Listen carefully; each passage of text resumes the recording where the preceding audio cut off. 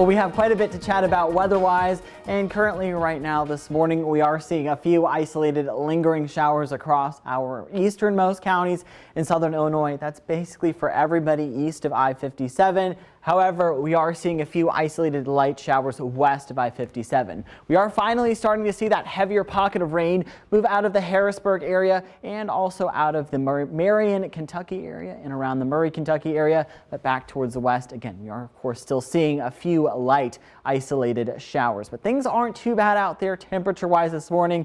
A lot of us are seeing the mid 60s, and we are still seeing, of course, a few of those drops on the camera. As we go throughout the rest of the day, though, we likely will see those rain and storm chances really decrease once we get past about the 1 o'clock hour. We may even see a little bit of sunshine this afternoon, and highs today are generally going to be running into the mid to upper 70s. But this isn't our only chance of storms. In addition to those decreasing rain chances this afternoon, we likely will see several rounds of strong storms, especially tomorrow and Wednesday. And independent of any storms, we could see some fairly gusty winds Wednesday and Thursday. So we'll go ahead and time that out for you by 7 o'clock here in just a couple of minutes. A lot of us are only going to be dealing with just a few isolated showers.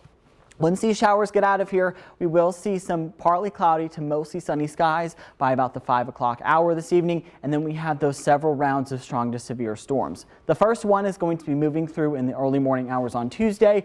That could start as early as midnight across southeastern Missouri, where we could see a few isolated thunderstorms. Maybe one or two of them could be on the stronger side. But for your morning commute on Tuesday, we likely will see a line of storms approach from the west and track off towards the east. And with that line, we could see damaging winds, large hail, and also the possibility of a brief spin-up tornado that will track off towards the east. And by mid-morning, we likely will see that line get out of here, and we will get in on a little bit of a break in the action. Now, depending on how much sun we get in the middle of the afternoon tomorrow, we could see a few of those storms redevelop as we get into Tuesday afternoon at around 5 o'clock. That's round 2. And of course, that is going to be highly dependent on how much energy in the atmosphere that morning round uses and also how much sunshine we get. That will track out of here, and then we should be done with rounds 1 and 2 by about midnight on Wednesday. But I do think Wednesday is going to be the best day for severe weather. Nonetheless, for those storms tomorrow and for the storms that could redevelop in the afternoon, we already have a level 2 risk, with the main threats being damaging winds, small hail, and again, a brief tornado can't entirely be ruled out there. And as we get into the day tomorrow, we'll likely see temperatures in the lower 70s through 7 o'clock, mid 80s by the time we make it to about 3 o'clock tomorrow afternoon. And we'll likely see temperatures of 78 as we get into the evening hours.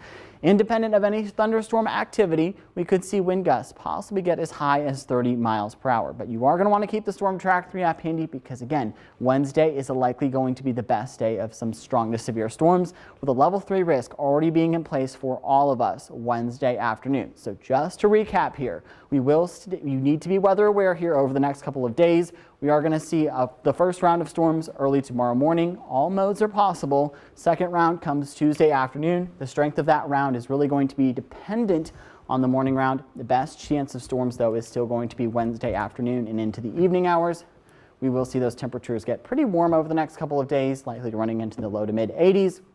Once the cold front passes, we'll see the 60s return with a few shower chances. And of course, here's that viewer photo of the day that I was supposedly excited for. I don't like things with more than 4 legs. So, you know, cicadas really aren't one of them, but there's a cicada is sighting. Starting to happen. I've Yes, been waiting. Yes. Well, so I checked. They have a map that's really cool, and it shows where the hatches are starting to happen, and they're already starting to see them in our area. Clearly, we got a viewer who got a